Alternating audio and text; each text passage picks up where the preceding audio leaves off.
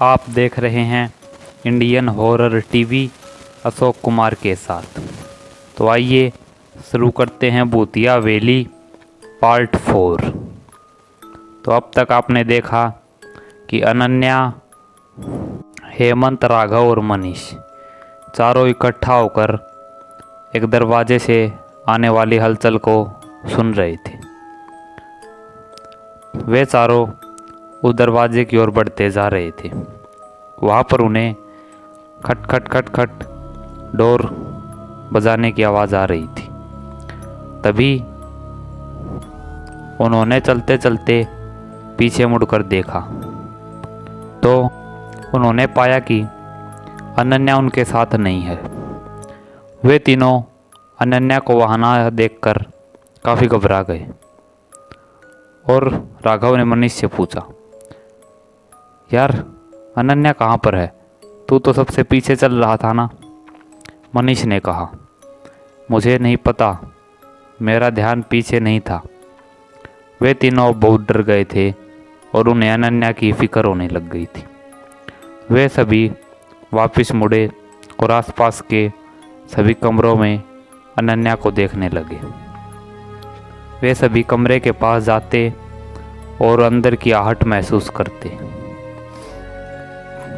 अचानक उन्हें एक कमरे से डोर को खटखटाने की आवाज़ आने लगी। वे सभी उस आवाज़ की तरफ मुड़े। वह अब एक दूसरे ही कमरे से आ रही थी। वे सभी उस कमरे की तरफ बढ़े और अब तीनों कमरे के बिल्कुल सामने थे। दरवाज़ा लगातार खटखट बजे जा रहा था। राघव ने कहा, यार धीरे से, कोई भी बोलेगा नहीं। ऐसा कहकर वह दरवाजे के पास गया और अपना कान दरवाजे के पास लाकर अंदर की आहट को महसूस करने लगा। इधर हेमंत और मनीष की हालत बहुत बुरी थी। डर के मारे उनके हाथ पांव कपकपा रहे थे। तभी राघव 2 कदम पीछे हटा क्योंकि वह डोर अब और भी ज़ोर ज़ोर से खटखटाने की आवाज़ आने लगी थी। तभी मनीष ने राघव को कहा, यार हमें यहाँ से चलना चाहिए। राघव ने कहा, नहीं, हमें क्या पता अनन्या इसी के पीछे हो। तभी वह अपनी ऊपर की जेब से पेन और कागज़ निकालने लगा, परंतु जैसे ही वह कागज़ निकाल रहा था उसका जख्मी हाथ हेमंत को दिख गया और वह लड़खड़ाती आवाज़ में बोला, राघव ये चोट कैसे लगी तुम्हें? राघव ने कहा, अभी टाइम नहीं है, बाद में बता दूंगा। ऐसा कहकर वह पेन निकालने लगा, परंतु हाथ में चोट लगने के कारण वह पेन निकाल नहीं पाया।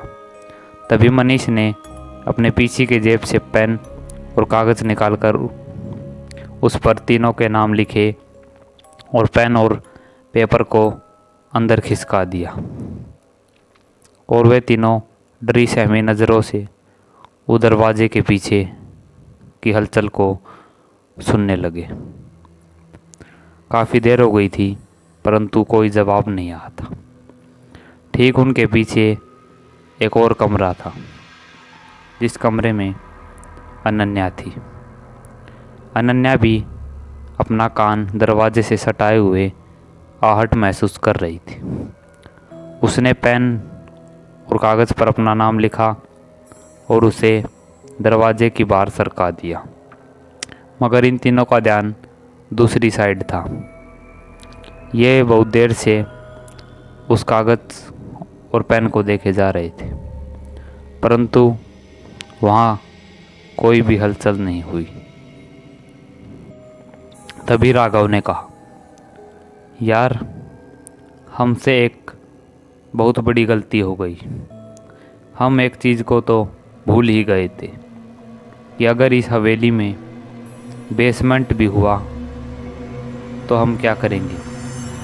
हमने बाकी सब जगह तो उजाला कर दिया, परंतु बेसमेंट में अभी भी अंधेरा है। उसकी बात सुनकर वे दोनों काफ़ी घबरा गए थे। राघव ने आगे कहा कि अगर वह शैतानी शक्ति हम में से किसी को भी पकड़ कर ले जाएगी तो वह सीधे बेसमेंट में ही ले जाएगी। ऐसा कहकर राघव ने फिर से कहा कि हमें वहाँ पर भी उजाला करना होगा।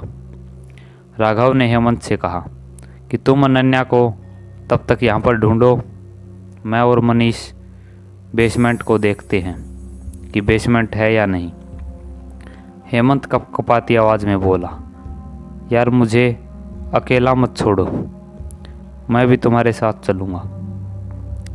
परंतु राघव ने मना करते हुए कहा, और तुम्हें अनन्या को ढूंढना है, पर तुम चिंता मत करो, यहाँ पर सभी कमरों में उजाला हो गया है तो वह शैतानी शक्ति यहाँ पर नहीं आएगी। ऐसा कहकर राघव और मनीष दबे दबे कदमों से नीचे के फ्लोर पर जाने लगे।